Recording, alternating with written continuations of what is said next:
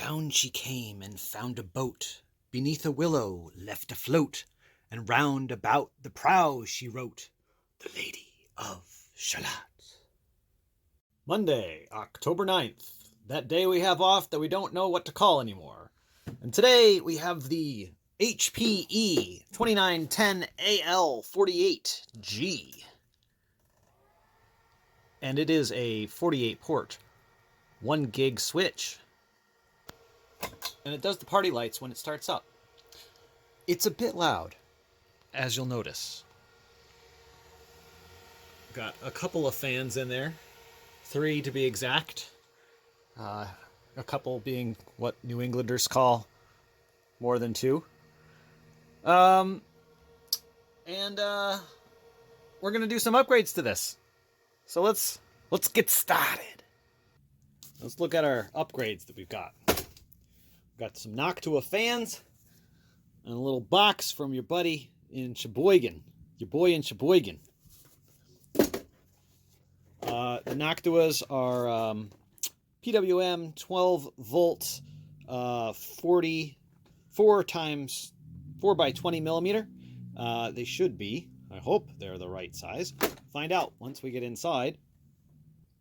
What's in the box? It's bubble wrap. No, it's some kind of network device. It's quite possibly a transducifier or a flux capacitor. No, it's a dusty old,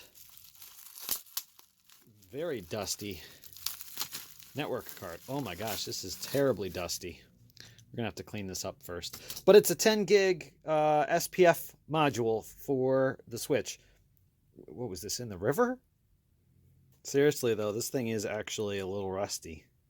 Cleaned it up a little bit. It's better, but it's not great. All right, well, I guess now, oh, I'm gonna need to get the impact drivers out for this one. Actually, it's just the top panel, and it's all Torx. And this is the T10. Whoa, T10 bit. Okay, and now it should come off somehow. There we go. Oh, nice big part number label there. So let's take a look at the fans. We've got 3 fans here and an interesting header. They've decided to put them all together. I found a Reddit post, which I may link down below. It shows how that works. Just a little bit of detail here.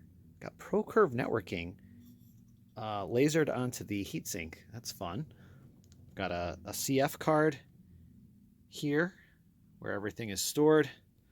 Got yonder power supply. Now this is the non-PoE edition, so I'm guessing that's why we only have 3 fans and not 4.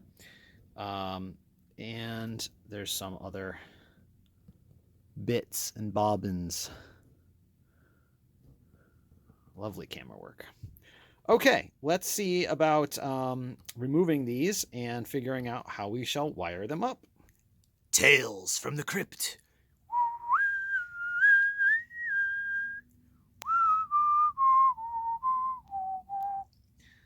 The centipede died in there. So it appears that this is going to be pretty easy. After unplugging it, the fans just slide out. We do actually need to remove the tactical factory retainment clips. Those are factory. And it's that simple. Wow, all right. Beauty. Let's take a comparison here. So these are a bit smaller, depth-wise, but they are the same size that way. And so when they're going to go in, just going to press them in like that. Actually, rotate it so that the wire goes there. So now we just got to figure out how do we rewire these things to do the Dulio, because they are not the right pluggy bits to do the stuff. It's so interesting that they would choose to put these 3 fans in with a custom header. That means that this is one custom part number that they had to manage theoretically, and figure out. It's just interesting, you know. Here's our friend Maurice. He's gonna go for a walk. Have fun, Maurice. So here's my plan. Because each of these Noctua fans came with a Y splitter cable, that actually gives me 2 headers per device that I can use to plug in. Excuse me, a little bit of dust. Maurice. And what I'm going to do is I'm just going to snip these wires here, and I'm going to wire them up to the existing wiring that goes down to the header on the board, because the pitch on these is way tighter, and I don't have I do have a crimper, but I don't have these particular crimps. I'm not sure what they're called. They are a nice gold plated 3-sided connector, so I'm just going to go ahead and just going to clip all these wires and then solder this stuff onto it, maybe with a little board or something. So this guy on Reddit or on Imgur has basically the same device, but with PoE. So he's got 4 fans, and so he already figured out the wiring for us. And so it's quite obvious. There's 3 wires, and they each have connectors, and they line up with a 12-volt, a tachometer, a PWM pin, and a ground, or 0 volt as labeled. Pia. Oh, the Y cable only splits the, I'm going to guess the tachometer once. No, that's all right. We'll just open another box. Can I just take a moment to say how much I appreciate the packaging? It's just so nice. It shows you everything about their awesomeness. You know, it lists everything that's in the box, a 6-year warranty. It opens the back for some reason. The only thing I wish that it came with was stickers, because then that way you could put this on your stuff. Fun owl guy. Anyway, designed in Austria. Yeah, each of these, this is not sponsored by Noctua. I just like them. Oh, shoot. Is there stickers? No, there's not stickers.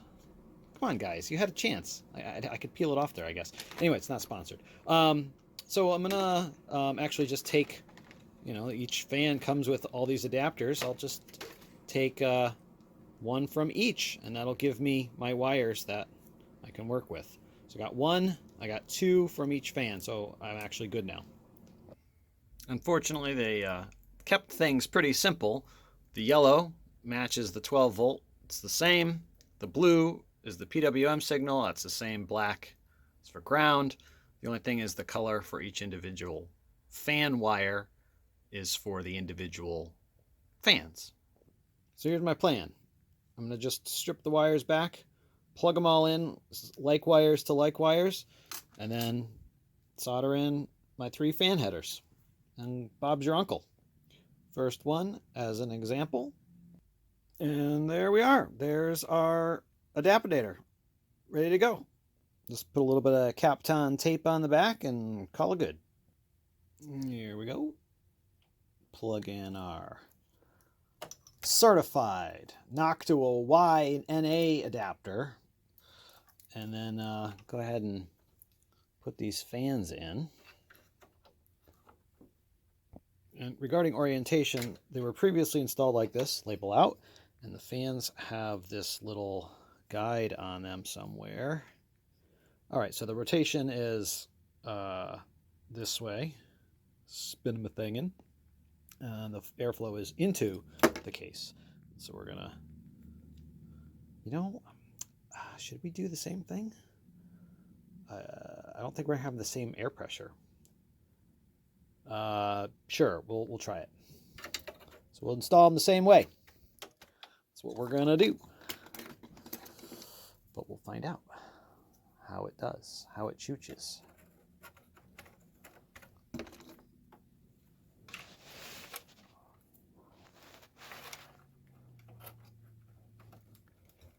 And then, oh, this is like a huge mess. We're gonna have to do some cable management. Before we get too far, let's just do a power on test to see if the things spin. Are they on? Oh, that's right. They're Noctua fans. They're silent. So, yeah, they are indeed spin-a-thingin' very quietly. Significantly reduced airflow, which is expected. It's blowing this way. All right, let's wire up the wire management. How about that? Is that cromulent? I'm gonna call it good. All right, now it's time to put in the 10 gigabits.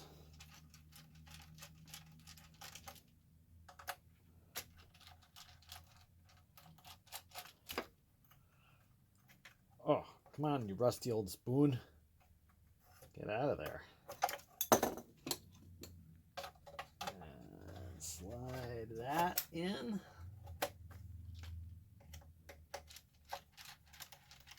Oh, yes. That's some high-tech gigglebits. And here's hoping that these work in there. These are HPE 10 gig SR SFP Plus. So we'll try one of those and see if we get connectivity. Oh yeah! Gaming Switch! Is this really what we want to do? This is just a general mock-up. This is not production ready. We need to relocate some of these ergables into a potentially permanent position. But yeah, I think the general idea is good. We can put some fans, some lights near the fans. We can put some lights up along this top edge here so that the light shines through.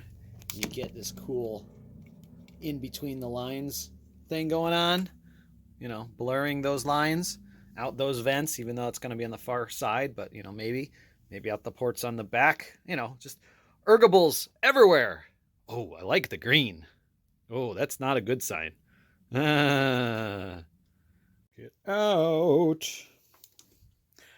Got lights we can control.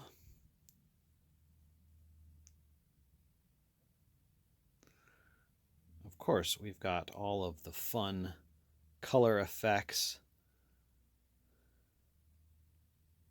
that we're used to with LEDs. Of course, that's not a very exciting color scheme. Let's go with, ooh, Android, or blink, or bouncing balls. Well, that's not as exciting as I thought it could be. Maybe the chase scene. There we go. Or perhaps whatever that is. Yeah. We'll do it in like red or really green or maybe blue. Okay, that's a switch on ice. All right, got it all wired up.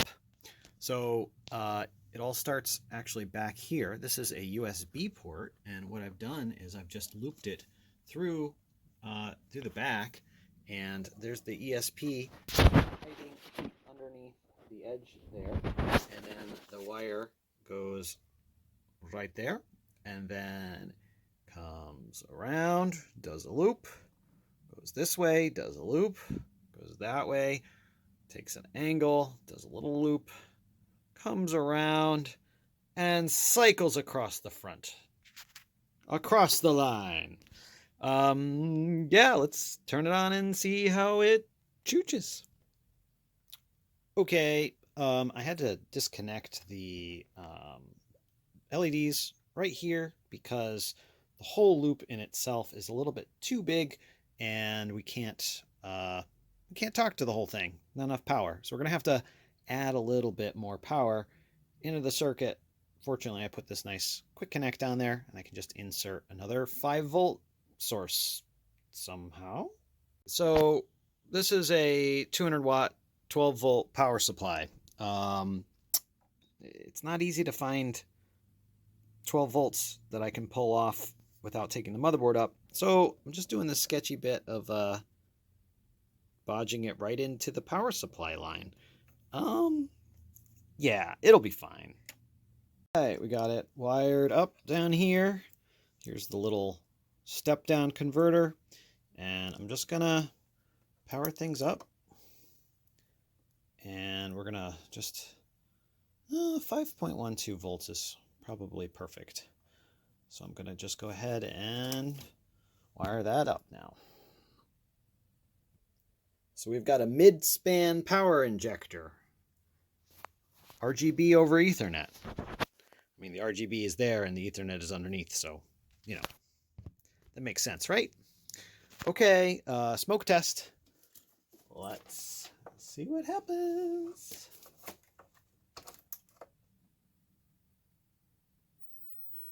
That's not promising. Unplug.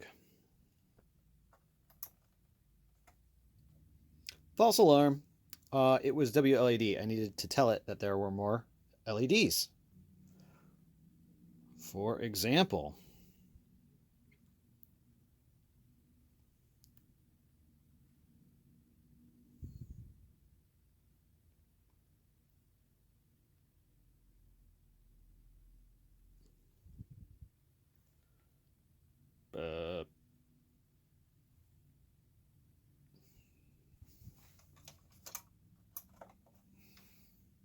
there, for example, only some of them come up.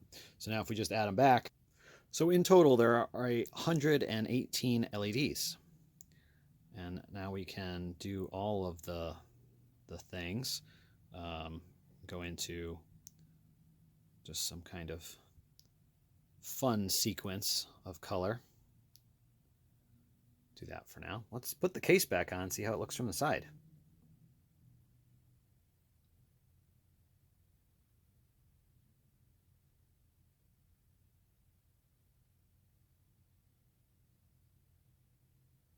Not bad.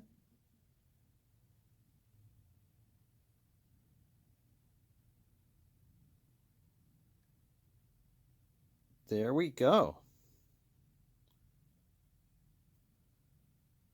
That's pretty cool.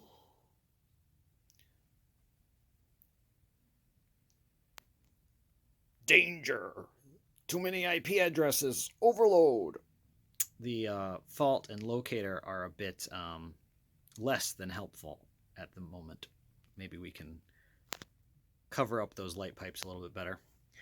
But yeah, I am super happy with the results on this. This is pretty awesome. Let's see if it still works as a switch. Sports fans, so we've got our HPE 2910AL, and I've got PuTTY, and I'm going to telnet in the old school unsecure way. And it loads up without even a login. And I'm going to do a show run. Okay, so it's been reset back to the basics. And to do that, using pointed objects, simultaneously press both the reset and clear buttons on the front of the switch. And when it stops flashing, release the clear button. And so that's those two. That's how I got to this point. And now you'll notice we're running W.14.38. And I'm assuming that there's going to be some new software available. Probably not new, but newer than what we're running. And so if you're like every other Googler, you'll go and you'll find that there's newer firmware available, and someone else found it, but you don't know where it's at. And you'll go and try and download it, and well, you'll find that it is still old from 2010. And well, that's just not super helpful. Or you'll see this kind of stuff. All the software is moved, no longer available, and when you do go down there, it's just gone. But if you're lucky, someone down in the comments is going to show you a website called grimor.org. Grimorg? Grimorg. Yeah, and he's been super helpful. Oh, he's got some pumpkins for end of October. And inside of here is the download for 15.13 and 15.14, which is fantastic because without the 13, it's not going to update the, I guess, the bootloader thing on the Switch. And then you would be spooky. So I've downloaded both those files into my downloads folder. And I already went ahead and downloaded the current firmware off of my Switch. But I've not flashed the new update yet. So you need a TFTP server. And so what I've got here is it's opened up to that folder.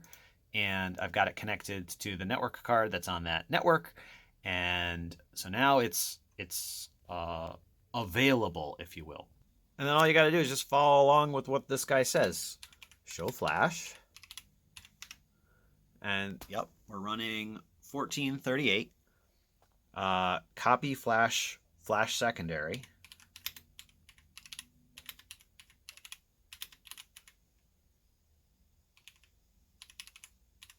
Which it is already there, but, you know, do the thing. Woo!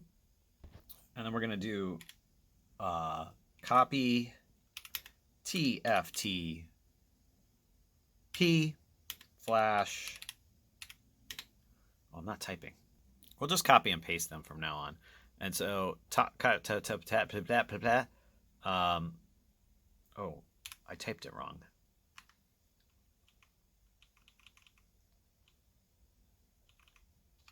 I need to use my IP address. 10.10.10.208. And just to confirm, we're going W1513.014, W1513.014. So we're copying.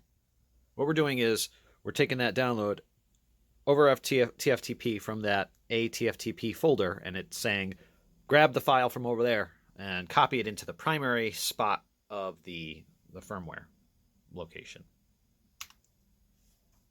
I gotta click this again. And it's going to delete position number 1. So I'm going to say, yes. Transport error. Oh, fantastic. Oh, the problem is I got W's instead of underscores. So I just have to replace the W's with the underscores. Okay, we do 1314 first. Yes.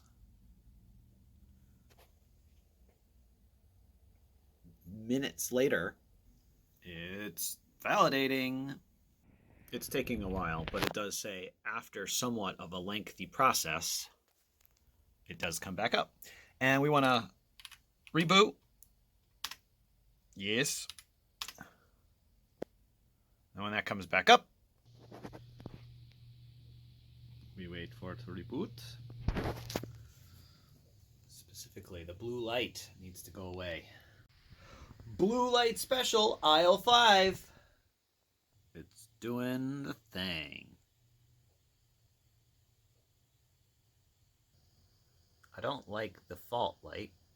Oh, and now my 10 gig card is flashing red, which I assume is it's complaining about the transceivers that I'm using, would be my guess.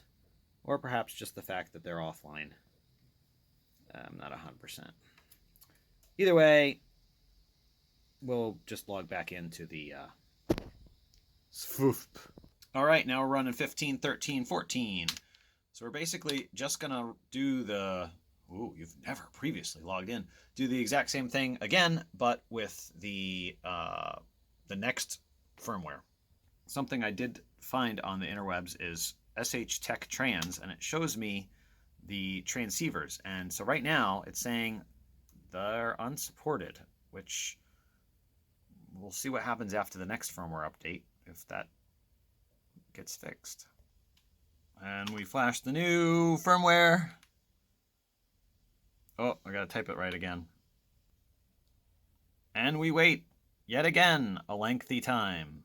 So another benefit of this update is that this was previously using Java to load the interface, and the new update will no longer have Java. And one more reload.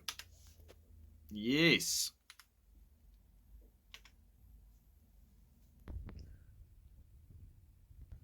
And we're back up.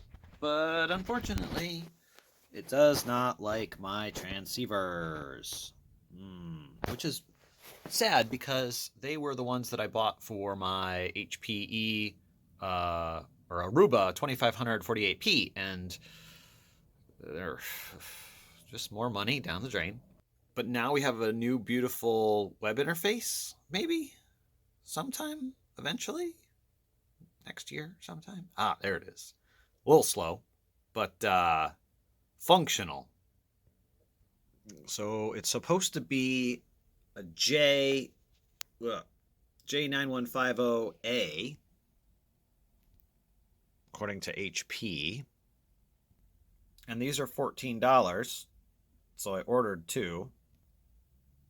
And these are available if the first 2 don't work. Tomorrow, and then the next day, and now it's 3 days later, and finally the IPOLEX 10 gig Ethernet transceivers have arrived in the 10 gig variety. So let's put these in. They come in this nice little baggie with a little plastic container, and then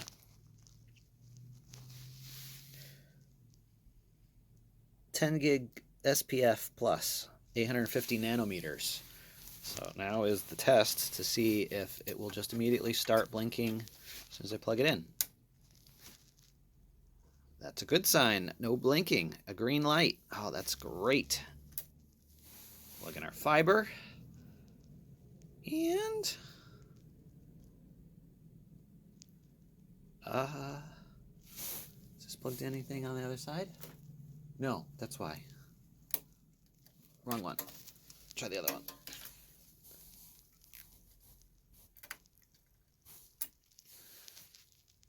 Oh, blinking lights. That is a beautiful thing. Got 10 gigabit connectivity to my Yonder switch. Life is complete. What, you may ask, am I going to use that 10 gig switch with? Well, my 10 gig router, of course.